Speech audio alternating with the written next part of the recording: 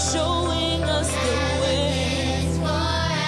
You're showing us the way. Good morning, good morning, good morning, and happy Saturday. I am Kimberly Holmes Ross with Evanston Cradle to Career, where we partner with 40 agencies and organizations across Evanston to make it the most equitable place it can be. And if you know, we are here every Saturday morning with exciting guests. I'm here with the Advocates for Action 2.0 and Radio La Difference, our community radio station. And every week we are bringing you exciting guests and resources, and we're going to change it up a little.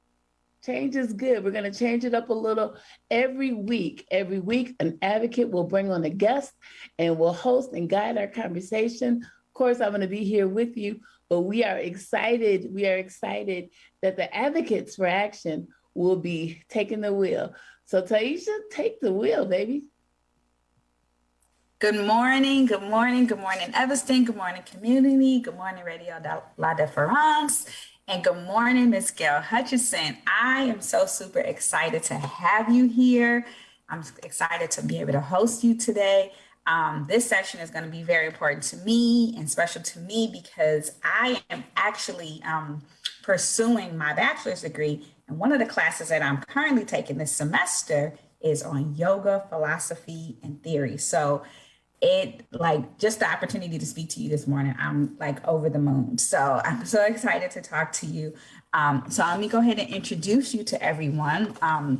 First of all, Miss Gail is born and raised in Evanston, Illinois. So again, very excited to have you here. The connection, the love, we're vibing, like it's just very exciting. Ms. Gail Hutchison is a dynamic wellness leader, STEM educator, professional and development trainer, yogi, and inventor, like super excited. Her personal mission is to inspire all people to reach their full potential by providing encouragement, tools, and education required to succeed.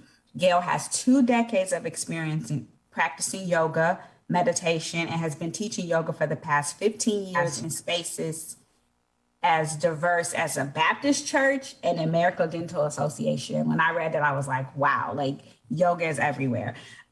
Gail is a lead yoga instructor for the Strength Through Stillness, an organization developed to help people find and maintain peace in their lives, and is also the lead social, emotional learning, and meditation instructor for Breathe for Change, an organization that trains educators to become wellness champions and train yoga teachers.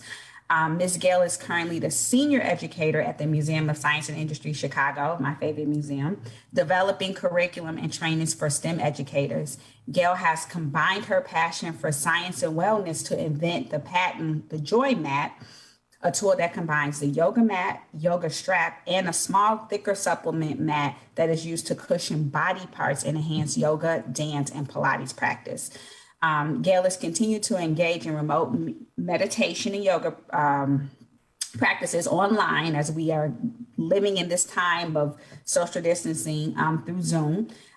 Ms. Gail has a master's in management from Roosevelt University and is a certified expert registered yoga teacher with the Yoga Alliance. Like that resume, that bio, like it is so rich. I just want to talk about all of it. I know we only have 30 minutes here, so I'm going to let you go ahead and talk about the high points that you have, and then myself and our other advocates will have some questions for you. Thank you, Ms. Gail. Thank you. It is such an honor and a pleasure to be here with you all this morning. So thank you so much for the invitation. Thank you to everybody who's joining Radio La Difference. Thank you, thank you, thank you.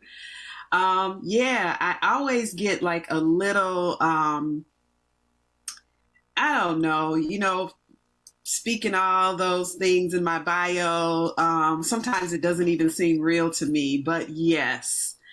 All true. And I just can't say enough about the benefits of yoga and the practice of yoga. I'm going to have to update my bio because I've actually been teaching or been practicing since 2000. So I think that's 21 years. I'm losing track of the years, y'all. And I cannot say enough about the strength that it has given me, the calm that it has given me through stressful circumstances and situations. I recently completed my 300-hour training earlier this year, which makes me 500-hour registered yoga teacher, just meaning that I have trained for 500 hours to do this. But I've taught between 2 and 14 classes my entire career a week. So I really love it. I love sharing this practice with others. I initially got into yoga because somebody told me if I took this power yoga class, I would sweat. And so, y'all, I'm always trying to lose weight, right? Always looking for that next best thing to lose the weight. And even though I did not lose a pound after that first class, I felt better. I felt better. So yoga is a natural weight loss practice. I don't even call it an exercise because it is a practice. I have learned that through the years, I have always been a trauma-informed yoga instructor.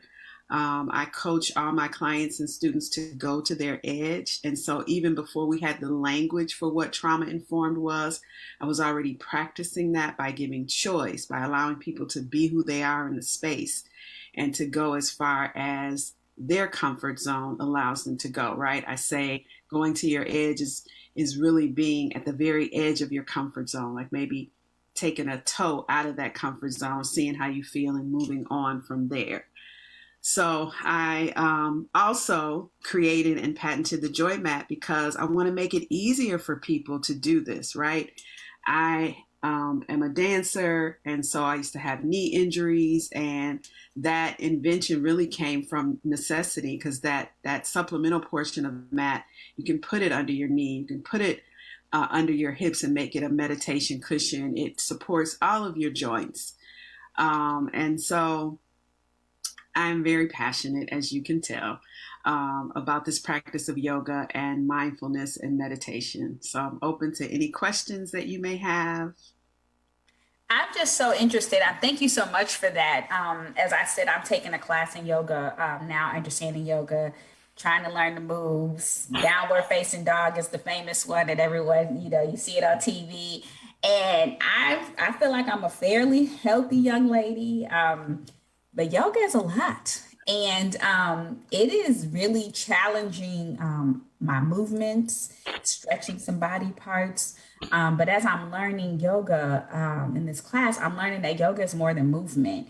And really the deepest part that's been helpful for me is that meditation, the clarity, trying to bring yourself to peace. And I was so engaged and happy to speak to you because as I'm studying yoga, looking online for movements and such, a lot of the people that we see associated with yoga don't look like us. They don't look like me. They don't look like you. And I'm just wondering and interested in, as a Black woman that started many years ago, back way before yoga was trendy, how do you feel like you have grown in that and also shared with other people that look like you? Like, do you feel the receptiveness from other people and the growth in that area? I really, really do. And if you think about it now in your statement about not being many that look like us in the spaces, just think about 21 years ago, right? So I got my initial certification through Yoga Fit, and one of the requirements for that certification was not only to just take their training, but then to also share it with other individuals who would not normally be exposed to yoga. So that's how the whole Black Baptist Church started. Second Baptist Church in Evanston allowed me to teach there. And part of those requirements were to teach for free. And I've forgotten now how many hours, but I will tell you, I taught for a year for free. I didn't know what to charge. I didn't know anything like that I know now. And so after the year was up, it was getting to be a lot for me. And I told my students that I was going to stop, and they said, well, we'll pay you. That was a revelation at that time. And there was one student, I had all Black students in the class at the time. I've had, others, of course, throughout, but that back then they were all Black. And I would have this one consistent student that would show up every week, and she would say, Gail, I cannot believe you have all these Black folks doing yoga. But what I want to say about that is we need yoga. Yes, you're going through probably the more rigorous side, doing the downward facing dog. I have recently started teaching not only Vinyasa Flow, which is probably one of the ones you're familiar with, and chair yoga, but now I have also started teaching restorative yoga. And I am learning the importance of being in a pose that's fully supported for 10 minutes and then guiding students to listen to that still voice within. There are so many distractions that we get in the world and them telling us who we are. We have to go within, come from a place of peace, find our voice, right? Metabolize some of that stress and that trauma that we've experienced, not only through this life, but as I said, historical trauma. And so I am so excited about restorative, and I'm still excited about all of it because all of it helps me to sort of work through. And I will say that after 21 years, I would say in the last couple of years, I finally reached my desired weight. So it's a practice, y'all. I feel like all of that finally caught up with my body. Yes, that is that's really good news, and it's very exciting. I don't want to dominate the conversation. I want to know, do any of our advocates have a question? Adona, Jamie, do you have a question? Adona, please. Good morning. I've often thank you first and foremost for being here. And I've been interested in yoga for many years, but to be quite honest with you, what's prevented me from doing yoga was knowing that it has its roots in Indian spirituality and knowing that it is a religious practice. As a Christian woman, am extremely conflicted attempting to do a practice that is rooted in someone else's spiritual practices, knowing that even the terms that are used are linked to Hindu spirituality. And for me, it's very, very difficult considering that I've done a lot of religious studies, not only with the origins of Christianity, Judaism, Islam, and even Hinduism and Voodoo, knowing how interconnected we all are with the spiritual world, then attempting to connect to someone else's spirituality that I do not understand has prevented me from wanting to embark on even trying to learn yoga. And I know that, years ago, like especially in the 80s, it was hijacked by white American women on the West Coast. But they too, I don't know how much they knew about the true origins or if they were just doing it just for fun.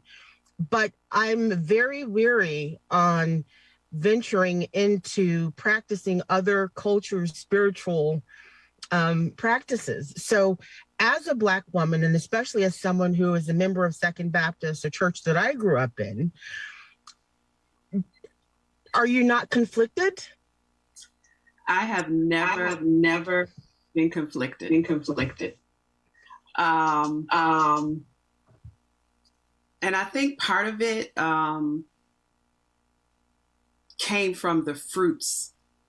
I can't deny the fruits of yoga. I would also encourage you to look up Kemetic yoga. Yoga has roots in Africa. So if we look at the hieroglyphics, you will see downward facing dog. You will see the poses. And so I have heard this. Matter of fact, when I took that first training, there was me and one other Black woman, and we were both determined to go back to our churches and teach. I was allowed to teach. She was not, for that very reason. I remember overhearing a conversation from some of my students, and they were talking, and they were on the stairs and I was upstairs. And they said, you got to be, and this is in church, you got to be careful about who you allow teaching you, sort of speaking to some of your concerns. But we know Gail and we trust her spirit. And that was the first time I had ever really heard that from anyone. But it is a mind, body, spirit. I have never chanted for those reasons, although to be completely honest with you, I don't have an issue with chanting. If you look up the Sanskrit and then you look up what it means, typically it's talking about being your best. And I am an advocate for researching. And I'm also an advocate for telling people if it doesn't feel right to you, then you shouldn't do it. And that's a personal decision. But I have never been conflicted by it. It has always added value to my life. I don't know where I would be without it.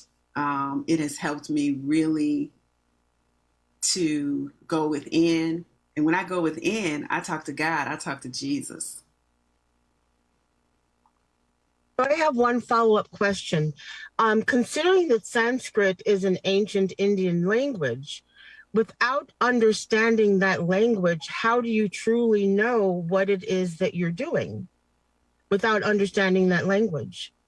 Because you're going based on what's translated to you. So tell me about that. Well, Sanskrit is an ancient Indian language, and the terms that are used in yoga that are then translated into English, so to speak, are based on their religious practices and based on their ancient language.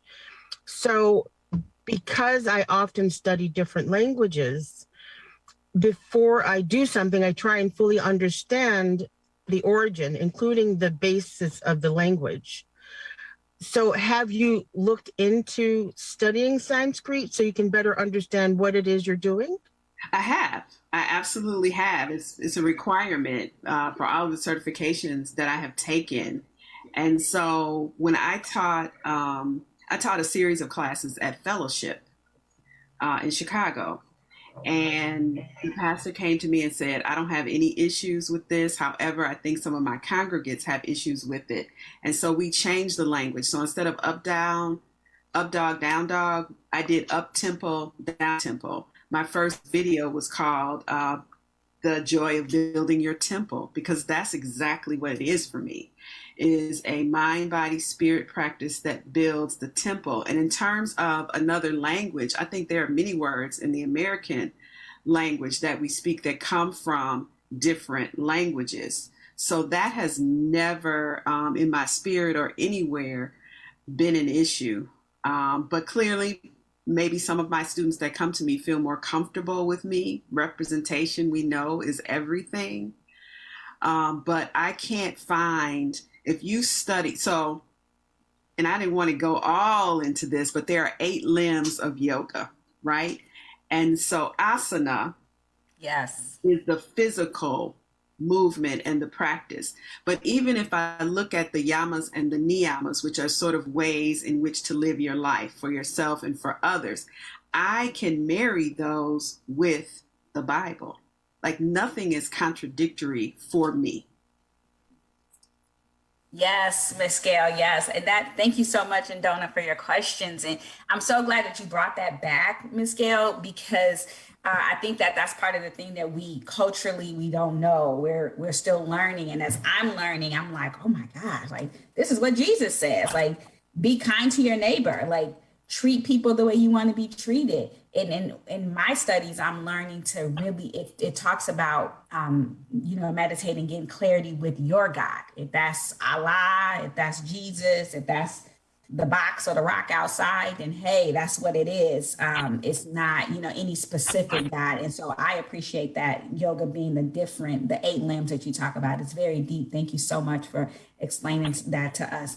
I think Jamie had a question or a comment. Hello. I just have a comment that I had wrote down because oftentimes I'm new with yoga, so I don't really have a big background and know really much about it, honestly. But oftentimes when I hear people talk about yoga, they mention being one with themselves and the universe. And the universe part I really never got per se.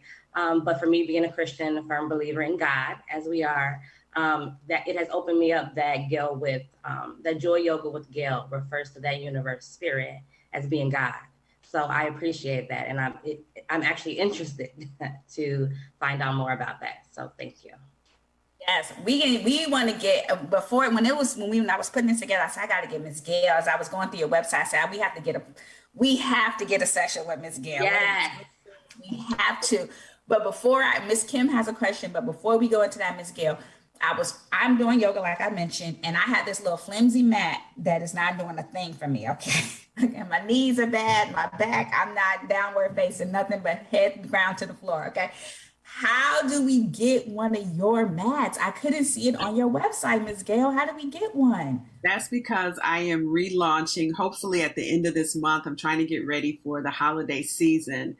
Last year was interesting, and everybody has a story, right? And so I had issues with people moving. There is a way to customize the mat by putting a cover over that supplemental portion. And so my seamstress moved. I mean, just a whole lot of things happened. Inventory got really low. So I took down one site, launched the Joy Yoga site earlier this year. And at the end of this year, the last quarter, I will relaunch with a new design. I'm taking away the zipper that used to close around the supplemental mat, and I'm making it more like a fold. So there'll be less things even to get in the way of support and the cushion that it has. Thank you so much for asking. Yeah, well, if you still have one of those old ones, I still want to come pick it up. I do. If you want one, we can talk offline. I do have. Yes, ma'am. Yes, ma'am. Miss Kim, I know you had a comment. I do. I've been enjoying this so much. And Ms. Gail, thank you so much for coming on with us. I am a fan. Ms. Gail came to our Youth Equity Summit and did restorative yoga out in Mason Park. I think it was 100 degrees that day. But I mean, just so interesting. And I get your newsletter. I listen to you on Clubhouse. I'm a real fan. Now I just need to get down on that floor and do some yoga. But I'm watching, I'm listening, and I'm loving it. So I just really appreciate you taking some time this morning to hang out with us. Please let us know when that Joy Mat is coming, because we'll definitely post it, and we will definitely put it on our site. And this has just been so informative. I'm going to give it back to Taisha, but I couldn't let you go without thanking you and know where to follow you. So I'm telling everybody that I follow you in all those places, but maybe you can tell us how we can get in touch with you. Absolutely. Absolutely. Thank you so much, Miss Kimberly. Thank you. Yes, you can find me on thejoyyoga.com. That is my website. It has my class offerings there. As soon as that mat is ready, I will post it there as well, and you'll be able to purchase it from there. I'm also not really a secret. I am about to produce a journal, because I believe that it is so important that once we get inside the body, once we calm the mind, once we begin to receive more self-awareness, more self-management, more relationship building skills, and which leads into better decision making, that when those thoughts come to us, we need to jot them down. We need to jot them down. So I am creating a journal, and that will also be available.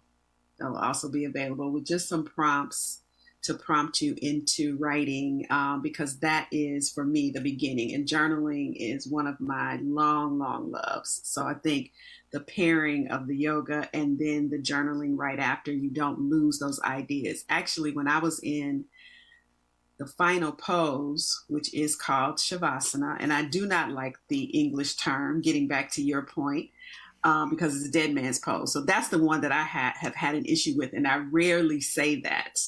But in that final pose, you're laying there. It's typically after, the body has gone through some movements, some stretches, moving the spine, calming the nervous system with the breath. That's the other thing that the meditation, mindfulness, and yoga does.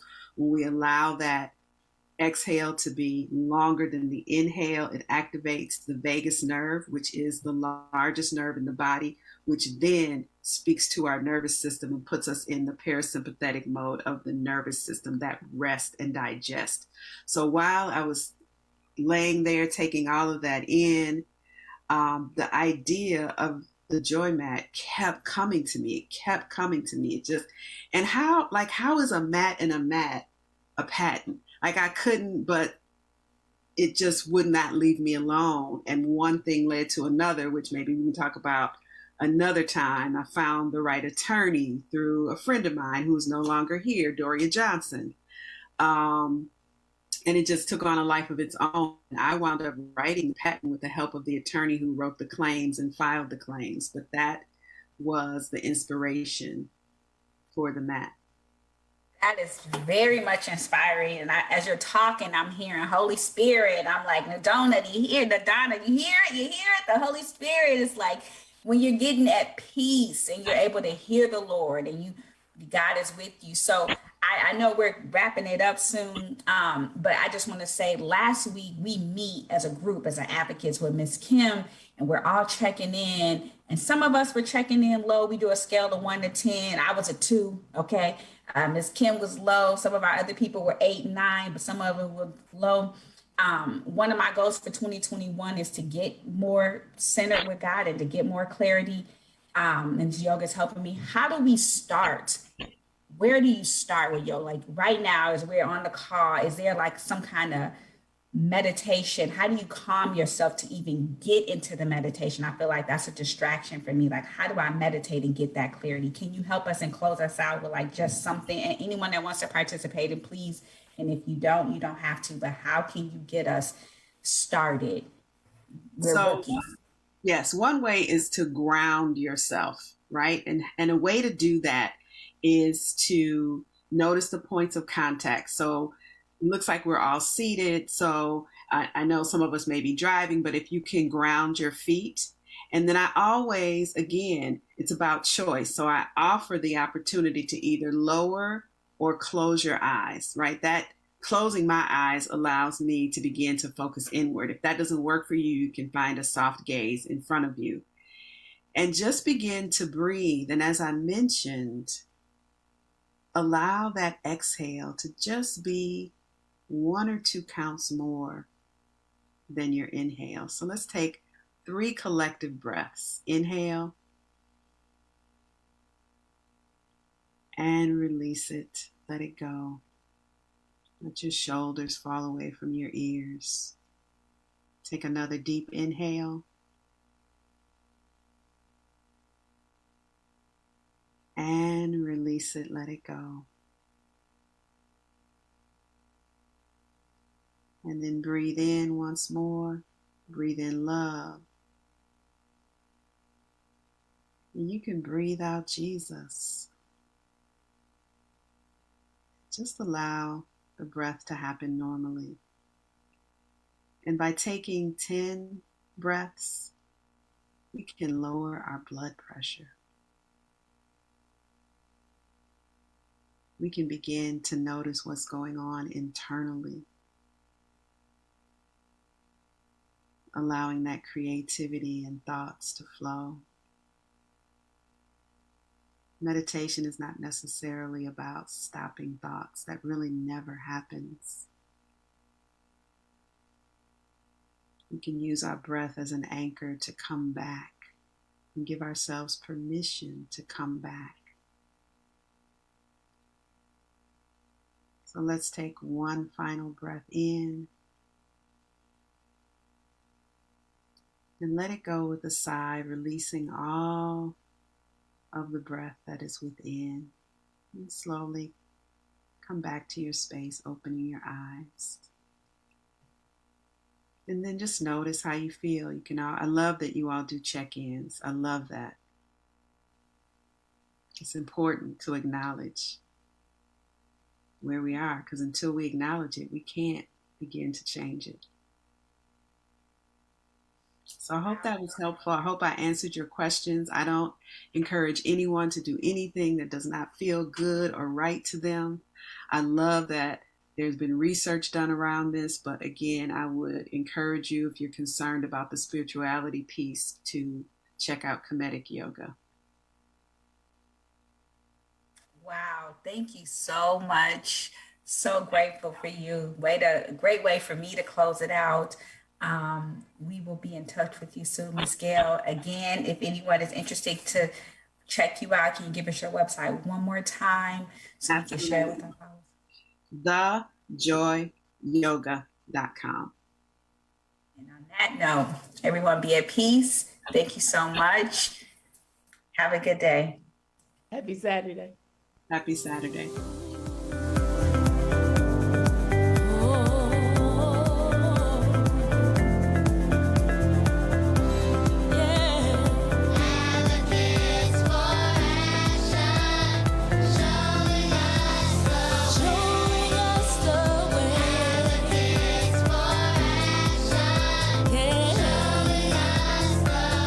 Listening to Evanston Cradle to Career Advocates for Action on Radio La Difference Chicago.